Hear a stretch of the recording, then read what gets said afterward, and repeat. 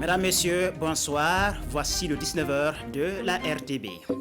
Des produits prohibés interceptés par les services de sécurité à Nako dans le Poni, une opération du Comité national de lutte contre la drogue a permis de saisir plus de 700 kg de cannabis. Le butin a été présenté à la presse.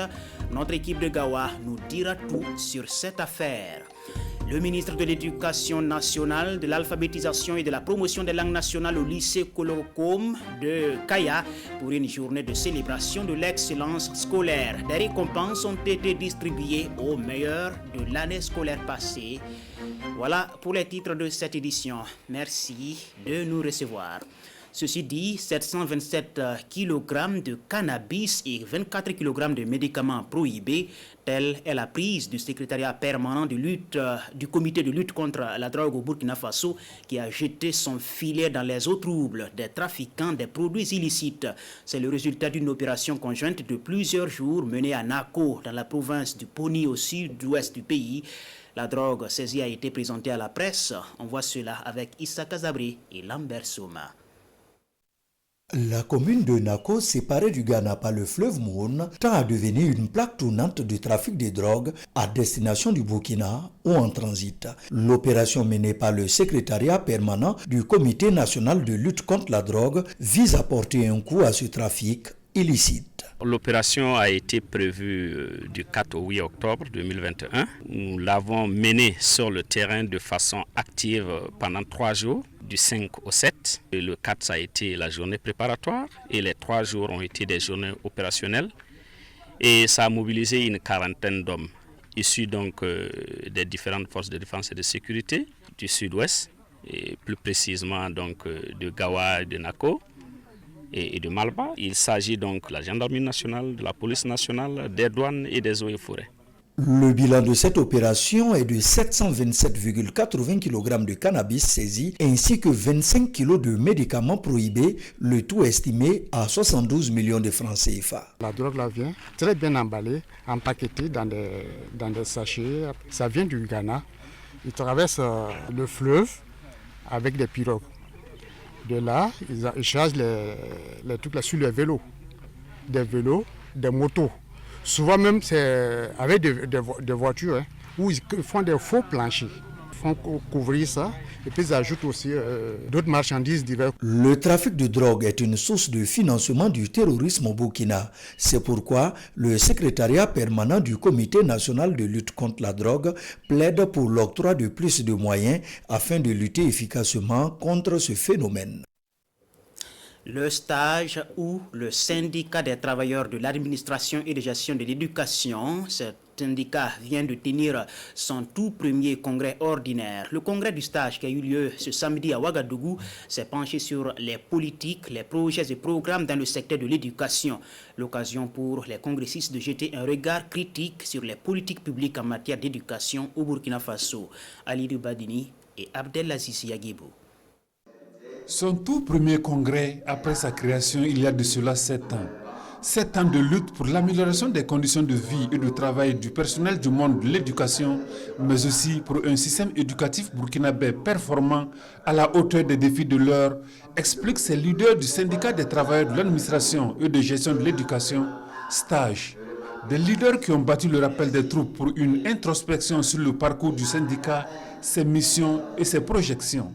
Le ministère de l'Éducation nationale, c'est un ministère qui ressemble beaucoup plus à un caméléon.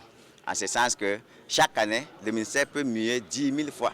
Et par rapport à ça, vous comprendrez que le thème que nous avons choisi, c'est pour analyser justement les politiques, des projets et programmes liés au ministère même de l'Éducation nationale. En ce sens que le stage regroupe un personnel de gestion. Et pour justement être toujours au top, il faut chaque fois s'acclimater donc avec ces thématiques-là pour pouvoir justement rentrer toujours dans le tempo. Après avoir évalué les actions menées, les congressistes vont élaborer une nouvelle feuille de route pour les combats à venir. Il sera aussi procédé à la mise en place d'un nouveau bureau du syndicat. L'Organisation internationale pour la consolidation de la paix, Interpeace, a organisé un atelier sur la question de paix à Fadangourma. À cet atelier, il était question de faire une analyse systémique et présenter une stratégie de consultation locale pour la mise en œuvre du projet de prévention et de gestion des conflits dans la région de l'Est. C'est un projet qui devrait permettre aux communautés de gérer certaines crises, notamment celles foncières. Plus d'explications avec Amidou Lankwande et Ibrahim Sanou. L'Organisation internationale pour la consolidation de la paix, Interpeace, présente aux acteurs locaux de la région de l'Est la stratégie de consultation dans le cadre du projet Prévention et gestion des conflits dans la région de l'Est. L'analyse systémique est la méthodologie adoptée. Vous savez, la région est frappée par un certain nombre de conflits. On en dénombrait autour de 900 il y a de cela quelques années. Et sur ces 900 conflits-là, autour de 600 conflits étaient liés au foncier. Il était donc important, au-delà des questions terroristes qui est clairement connu, il était également important d'analyser ces conflits-là qui mettent aux prises les communautés elles-mêmes. Qu'est-ce qui se passe? Quels sont les fondements de ces conflits? Et comment nous pouvons arriver à faire en sorte que la cohésion sociale qui est proclamée soit effectivement retrouvée dans la région de l'Est? Cet atelier va justement permettre à ces acteurs locaux de proposer des solutions endogènes pour juguler ces conflits liés au foncier. Il n'y a pas de monde sans conflit. Et l'essentiel est que lorsque malheureusement les conflits surviennent, qu'on puisse les gérer au mieux et travailler à les prévenir au maximum. Voilà, donc c'est inviter vraiment les acteurs à participer activement aux travaux et à donner leur point de vue. Ce projet dure 1 an. Il va toucher à terme 6180 jeunes et femmes des 6 communes des provinces du Gourmand et de la Nyanya. Les acteurs du sous-secteur eau et assainissement évaluent leur performance pour le premier semestre de l'année. Les parties prenantes de ce groupe thématique étaient réunies en session pour le bilan à mi-parcours de leurs activités. La rencontre devait aboutir à des recommandations pour plus d'efficacité dans les interventions. Nongba Kouda et Estelle Judith Assogba. 51,6%, c'est le taux d'exécution physique du premier semestre de la mise en œuvre des actions du sous-secteur eau et assainissement de l'année 2021 et 34,5% pour ce qui est du taux d'avancement annuel.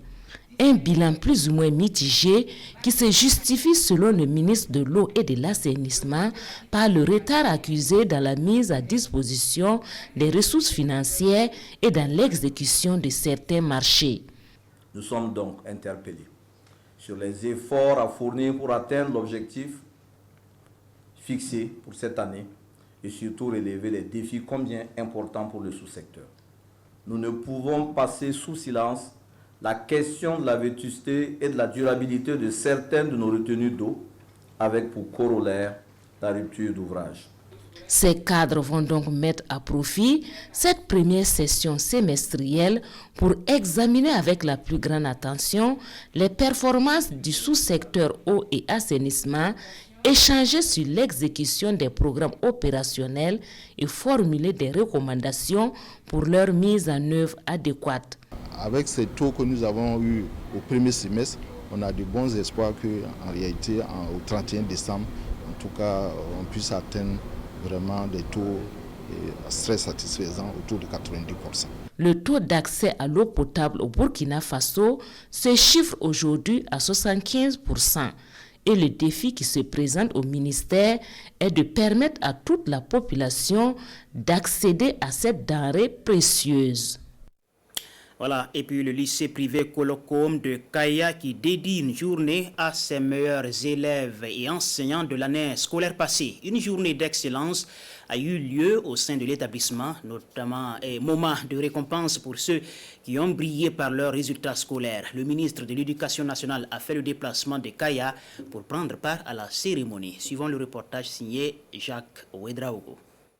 Ils sont 14 autres élèves à l'image de Claire Ouedraogo à recevoir des cadeaux à l'occasion de la journée de l'excellence du lycée privé Colocom de Kaya. Ces meilleurs élèves ont reçu entre autres des vélos, des kits scolaires et une somme de 10 000 francs chacun. Les bénéficiaires du jour se disent prêts à donner le meilleur d'eux-mêmes pour le rayonnement de leur établissement. Nous vous assurons, chers fondateurs, chers enseignants, que nous allons continuer le combat pour faire de ces lycées un lycée d'excellence. Le fondateur du lycée Kolokom félicite les lauréats et les invite à toujours persévérer dans le travail. Et le ministre de l'Éducation nationale d'ajouter que la journée d'excellence est aussi une invite à mieux faire. Cette journée d'excellence pour une saine émulation au sein des élèves afin de les permettre de mieux donner, d'avoir des bons résultats, de se donner en tout cas pour leur propre éducation et puis l'enseignement. Je me réjouis d'abord de ce que les promoteurs privés nous accompagnent dans le développement d'un système éducatif accessible d'abord, de qualité, équitable et en phase avec les aspirations de notre pays. Parce que l'objectif de l'excellence, c'est de susciter de l'émulation et une saine émulation dans le milieu éducatif, afin que chaque enfant qui a été sélectionné comme lauréat ou qui n'a pas été sélectionné se dise « je ferai l'effort d'être meilleur ». Cette journée d'excellence est à sa 2e édition et c'est au total une vingtaine d'acteurs du monde éducatif qui ont vu leurs efforts récompensés. Lui aussi a été primé pour l'excellence dans ses activités professionnelles. Mahamadou To a été distingué à Kigali, au Rwanda, comme meilleur entrepreneur en promotion de l'entrepreneuriat numérique lors des prix PADEV. De retour à Ouagadougou, le lauréat a présenté son prix au public et à ses partenaires. Le reportage de Gérard Somé et Abdelaziz Yagibou. Spécialisé dans l'entrepreneuriat numérique, Mahamadou To dit avoir formé environ 10 000 jeunes dans le domaine. Un exploit qui lui a valu le prix africain de développement, option promotion de l'entrepreneuriat numérique à Kigali. Un bonheur que le jeune expert dans les crypto-monnaies de retour à Ouagadougou partage autour d'un déjeuner de presse. Cette cérémonie vient pour remercier toute l'équipe dynamique de NLV qui m'a soutenu nous toujours pour travailler de façon sereine pour l'obtention de ce prix et en même temps tous les leaders qui œuvrent pour la promotion et le développement de l'écosystème de la crypto-monnaie et l'entrepreneuriat numérique au Burkina Faso. L'exemple de Mahamadou To devrait faire école. Souhait du parrain qui appelle la jeunesse burkinabé à lui emboîter le pas. L'Afrique a raté la révolution agricole, on a raté la révolution industrielle, mais Internet c'est une source intarissable de richesse. Il y a des opportunités dedans qu'il faut savoir saisir. Mais malheureusement, il y a des pièges qu'il a dit à l'intérieur. Il va falloir donc inviter les gens à se former davantage. Il y a des techniques simples de connaître un mauvais business en ligne. Occasion pour l'homme d'affaires de présenter sa structure et d'expliquer les opportunités liées à l'avènement des crypto-monnaies. Des technologies qui utilisent de nos jours des milliers de personnes à travers le monde, explique Mahamadou To. Les volontaires adjoints de sécurité ou VADS, bien connus pour leurs actions salutaires de régulation de la circulation routière. Week-end passé, ils se sont prêtés à une autre action citoyenne, nettoyer l'enceinte de l'Assemblée nationale. La journée de salubrité a été organisée par l'amicale des VADS. On voit cela avec Amadou Ilboudo et Oumou Sissé. Débarrasser la représentation nationale et ses alentours de toutes les mauvaises herbes, c'est le défi que s'est lancé l'amicale des volontaires adjoints de sécurité VADS. Ce samedi matin, muni de matériel de désherbage ou à main nue, c'est à cœur joie que ces jeunes hommes et femmes accomplissent cette tâche. L'hémicycle, c'est une maison commune. Les VADS ont choisi ce lieu très important. La deuxième institution pour venir nettoyer, tout d'abord montrer, hormis les missions quotidiennes qui est de réguler la circulation, ils peuvent apporter un plus aux actions citoyennes. Ça y va aussi de notre mission en tant que jeunes.